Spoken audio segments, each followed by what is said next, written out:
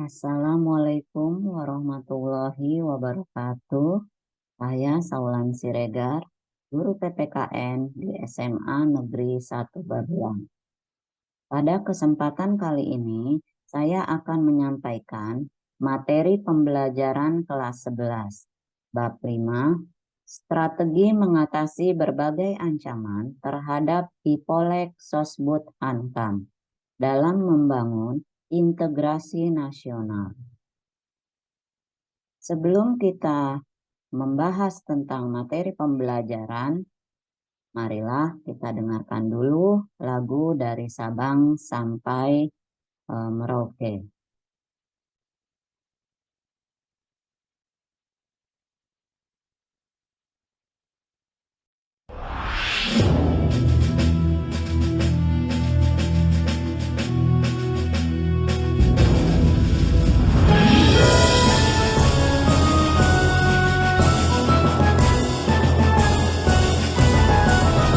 Dari Sabang sampai Merauke berjajar pulau-pulau, sambung menyambung menjadi satu. Itulah Indonesia. Indonesia tanah airku, aku berjanji padamu menjunjung tanah airku Indonesia.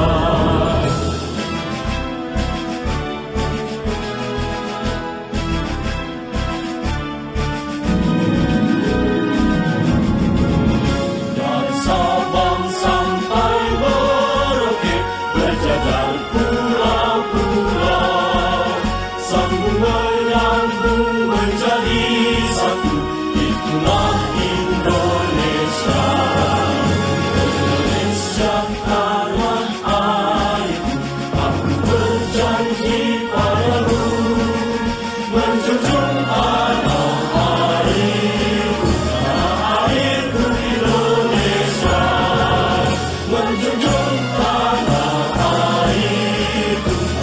airku Indonesia.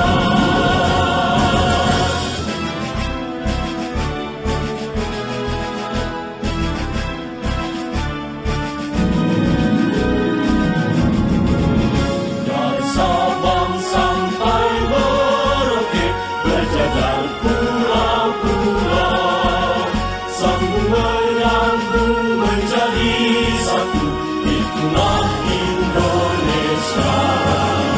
Indonesia tanah airku, aku berjanji padamu menjunjung tanah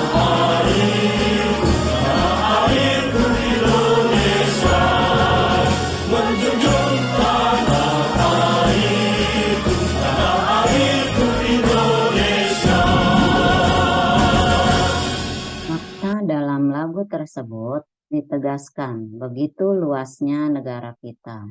Selain itu, Indonesia mempunyai karakteristik wilayah yang unik, yaitu sebagai negara kepulauan terbesar di dunia. Hal itu memberikan konsekuensi bahwa keanekaragaman atas kebinekaan merupakan sebuah hal yang tidak bisa dihindari dalam kehidupan bangsa Indonesia, yang meliputi kebinekaan suku bangsa, bahasa, adat istiadat, dan sebagainya. Kebinekaan yang terjadi di Indonesia merupakan sebuah potensi sekaligus tantangan. Dikatakan sebuah potensi karena hal tersebut akan membuat bangsa kita menjadi bangsa yang besar dan memiliki kekayaan yang melimpah, baik kekayaan alam maupun kekayaan budaya. Kebinekaan bangsa Indonesia juga merupakan sebuah tantangan atau ancaman.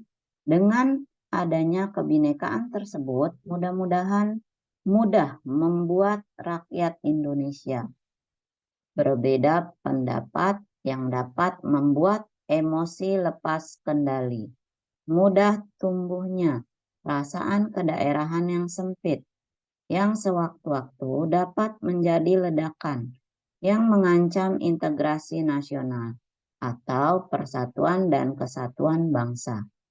Oleh karena itu, segenap warga negara mesti mewaspadai segala bentuk ancaman yang dapat memecah belah bangsa Indonesia. A. Menelaah ancaman terhadap integrasi nasional. Kalian tentunya pernah melihat peta dunia.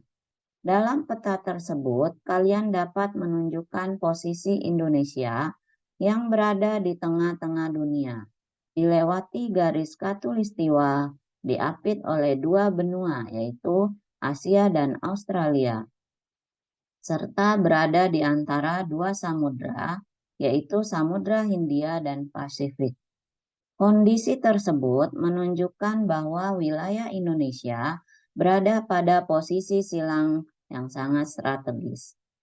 Perlu kalian ketahui bahwa posisi silang negara Indonesia tidak hanya meliputi aspek kewilayahan saja, melainkan meliputi pula aspek-aspek kehidupan sosial, antara lain sebagai berikut.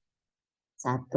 Penduduk Indonesia berada di antara daerah berpenduduk padat di belahan utara dan daerah berpenduduk jarang belahan selatan. 2. Ideologi Indonesia terletak antara komunisme dan liberalisme. 3. Demokrasi Pancasila berada di antara demokrasi rakyat di utara, Asia daratan bagian utara, dan demokrasi liberal di selatan. 4. Ekonomi Indonesia berada di antara sistem ekonomi sosialis di utara dan sistem ekonomi kapitalis di selatan. 5. Masyarakat Indonesia berada di antara masyarakat sosialis di utara dan masyarakat individualis di selatan. 6. Kebudayaan Indonesia berada di antara kebudayaan timur di utara dan kebudayaan barat di selatan. 7. Sistem pertahanan dan keamanan Indonesia berada di antara sistem pertahanan kontinental di utara dan sistem pertahanan maritim di barat, selatan, dan timur. Dalam membangun integrasi nasional, bangsa Indonesia selalu dihadapkan pada ATHG, kegiatan, tindakan baik dari dalam negeri maupun luar negeri, yang dinilai dapat membahayakan keselamatan bangsa, keamanan, kedaulatan, keutuhan wilayah negara kesatuan Republik Indonesia, yaitu 1. Ancaman merupakan suatu hal atau usaha yang bersifat mengubah atau merombak kebijaksanaan yang dilakukan secara konsepsional, kriminal, serta politik. 2. Tantangan merupakan suatu hal atau usaha yang bertujuan atau bersifat menggugah kemampuan. 3. Hambatan merupakan suatu hal atau usaha berasal dari diri sendiri yang bertujuan melemahkan atau menghalangi secara tidak konsepsional. 4. Gangguan merupakan usaha dari luar yang bertujuan melemahkan atau menghalangi secara tidak konsepsional.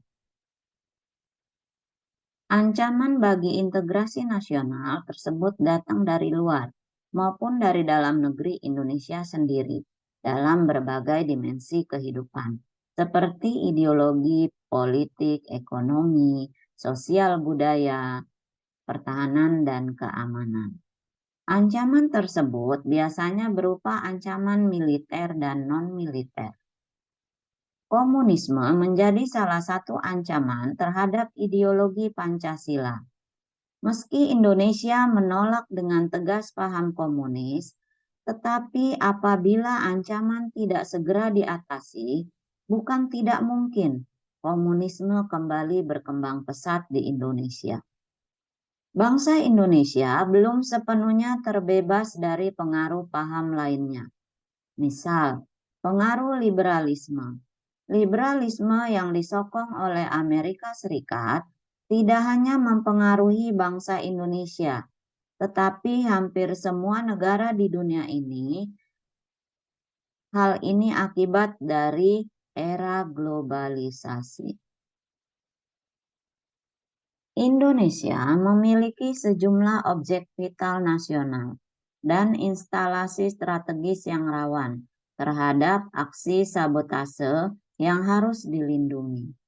Pada abad modern dewasa ini, kegiatan spionase dilakukan oleh agen-agen rahasia untuk mencari dan mendapatkan rahasia pertahanan negara lain.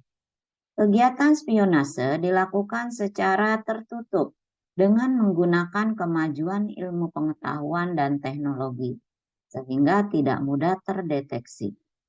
Aksi teror bersenjata merupakan bentuk kegiatan terorisme yang mengancam keselamatan bangsa dengan menebarkan rasa ketakutan yang mendalam, sehingga serta menimbulkan korban tanpa mengenal rasa kemanusiaan. Sasaran aksi-aksi teror bersenjata dapat menimpa siapa saja, sehingga sulit diprediksi dan ditangani dengan cara-cara biasa. Gangguan keamanan di laut dan udara merupakan bentuk ancaman militer yang mengganggu stabilitas keamanan wilayah nasional Indonesia. Strategi mengatasi berbagai ancaman terhadap IPOLEK Sosbud Hankam dalam membangun integrasi nasional. Seperti yang diungkapkan pada bagian sebelumnya, bahwa globalisasi telah berpengaruh kepada semua bidang kehidupan, di antaranya dalam bidang ideologi, politik, ekonomi, sosial budaya, serta pertahanan dan keamanan. Berikut ini dipaparkan strategi yang dilakukan oleh bangsa Indonesia dalam menghadapi berbagai macam ancaman dalam IPOLEK Sosbud Hankam. 1. Strategi mengatasi ancaman di bidang ideologi dan politik. Ada 4 hal yang selalu dikedepankan oleh globalisasi dalam bidang ideologi dan politik, yaitu demokratisasi, kebebasan, keterbukaan, dan hak asasi manusia. Keempat hal tersebut oleh negara-negara adidaya, Amerika Serikat dan sekutunya, dijadikan standar atau acuan bagi negara-negara lainnya yang tergolong sebagai negara berkembang. Strategi mengatasi ancaman di bidang ekonomi. Sebenarnya, sebelum menyentuh bidang politik globalisasi, terlebih dahulu terjadi pada bidang ekonomi. Sejak digulirkannya liberalisasi ekonomi oleh Adam Smith sekitar abad ke-15, telah melahirkan perusahaan-perusahaan multinasional yang melakukan aktivitas perdagangannya ke berbagai negara. Mulai abad ke-20, paham liberal kembali banyak dianut oleh negara-negara di dunia, terutama negara maju. Hal ini membuat globalisasi ekonomi semakin mempercepat perluasan jangkauannya ke semua tingkatan negara, mulai negara maju sampai negara berkembang seperti Indonesia.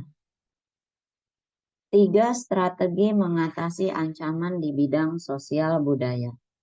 Dalam menghadapi pengaruh dari luar yang dapat membahayakan kelangsungan hidup sosial budaya, bangsa Indonesia berusaha memelihara keseimbangan dan keselarasan fundamental, yaitu keseimbangan antara manusia dengan alam semesta, manusia dengan masyarakat, manusia dengan Tuhan, keseimbangan kemajuan lahir dan kesejahteraan batin. 4. Strategi mengatasi ancaman di bidang pertahanan dan keamanan. 1.